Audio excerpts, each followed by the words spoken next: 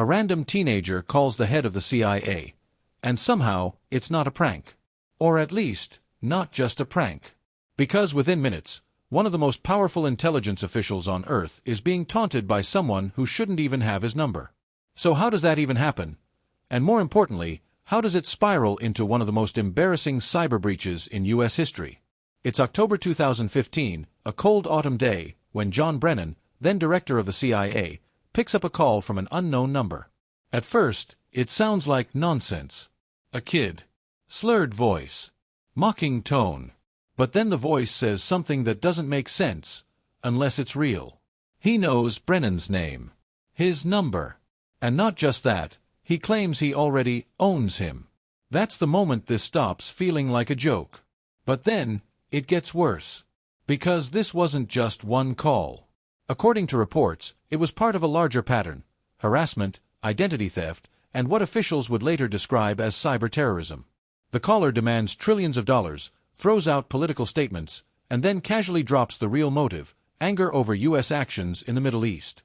It sounds chaotic, almost ridiculous, but here's the part people miss. It worked. It got through. And that should not have been possible. Across the Atlantic, in a quiet neighborhood in England, a 15-year-old sits in his room, still holding the phone. He reportedly goes by Crocker. Just a teenager. No badge. No clearance. No official power. And yet somehow, he just reached directly into the private life of the CIA director. But that's only the beginning, because Crocker wasn't alone. At the same time, in the United States, another teenager is going down a very different path that will eventually collide with this one. He calls himself Default. On the surface, he's ordinary. School, video games, arguments with his dad. But underneath that, something starts to shift. It begins small, cheating in games, testing limits, seeing what he can get away with. And then, he realizes computers don't just follow rules.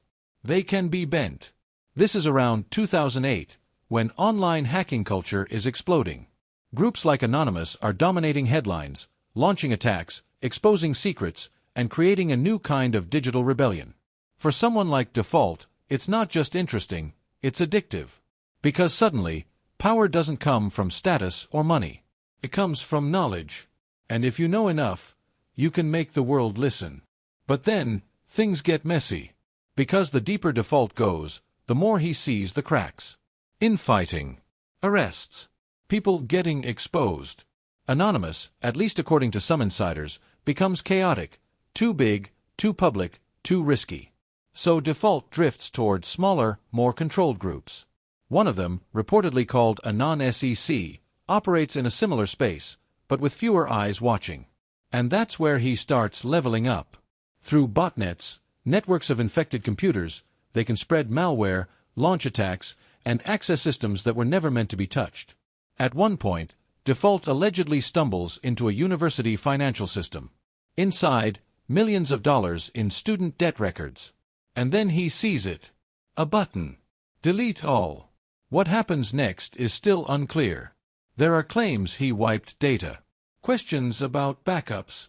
No official confirmation on the long-term impact. But in his mind, at that moment, it feels like justice. And that's the dangerous part. Because when doing something illegal feels like doing something right, lines start to blur. But then, the story shifts again. Because this isn't just about random hacks anymore. Around 2013, a major global event shakes everything. A U.S. intelligence contractor leaks classified information revealing widespread surveillance programs. Those revelations, confirmed and widely reported, spark outrage, debates, and a wave of distrust toward government monitoring. For hackers like Default, it's a turning point. Now it's not just curiosity. It's personal. The idea that governments could watch anyone, anytime, changes the game. And according to some accounts, Default starts thinking differently. If surveillance can go one way, why not the other? And that's where Crocker comes back into the picture. In 2015, Crocker forms a small group, often referred to as Crackers with Attitude. Their targets aren't random websites anymore. They go after high-ranking officials, intelligence figures, people at the very top. One of their early alleged targets is James Clapper, then Director of National Intelligence. Reports suggest that with just basic publicly available information, phone numbers, addresses, they begin piecing together access. Social engineering. Pretending to be technicians. Calling support lines. And somehow, getting in. It sounds almost too simple. But that's exactly what makes it unsettling. Because if it's that simple, who else could do it? Default notices Kraka's actions online. They connect. And together, according to reports, they escalate things fast. Phone calls get rerouted. Accounts get accessed. Private information starts leaking. And then, they aim higher. John Brennan. The same man from that phone call. Kraka allegedly contacts a telecom support line, impersonates an employee, and gains access to Brennan's account details.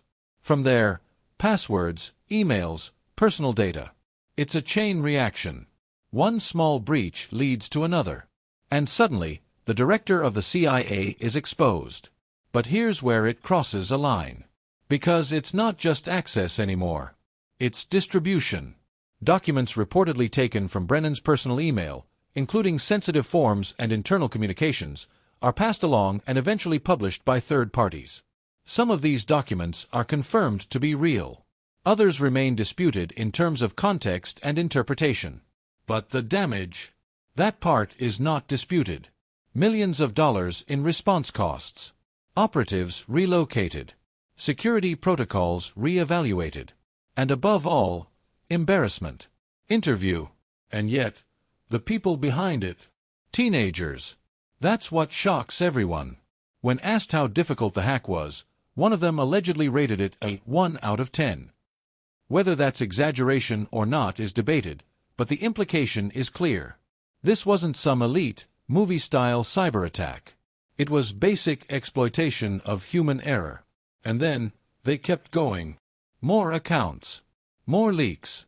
At one point, according to reports, databases containing information on thousands of law enforcement and government officials were accessed and shared. Again, the scale and details are partly disputed, but multiple agencies confirm breaches did occur. So the question becomes, did they really think they'd get away with it? Apparently, yes. Or maybe they just didn't care. Because by this point, it wasn't about hiding anymore. It was about impact. Chaos. Making a statement. And that's usually when things fall apart. Default, despite being careful for years, reportedly makes one mistake. A conversation. A moment of arrogance. He allegedly tells someone what he's been involved in. Maybe joking. Maybe not thinking it would matter. But information spreads. And eventually, it reaches the wrong ears.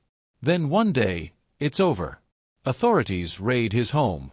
Devices seized. Data captured before it can be encrypted again. And just like that, years of secrecy collapse in minutes. Kraka is also arrested in the UK. Others connected to the group are taken in as well. The consequences are real. Kraka, being underage at the time, reportedly receives a lighter sentence and later expresses interest in moving into cybersecurity. Default, on the other hand, faces a much harsher outcome: years in prison, fines, and long-term impact on his life. And that's where the story takes its final turn. Because years later, even as these individuals step away from hacking, the bigger issue hasn't gone anywhere. Surveillance programs continue. Debates about privacy versus security are still ongoing. In fact, official reports confirm that certain intelligence databases have been misused hundreds of thousands of times over the years.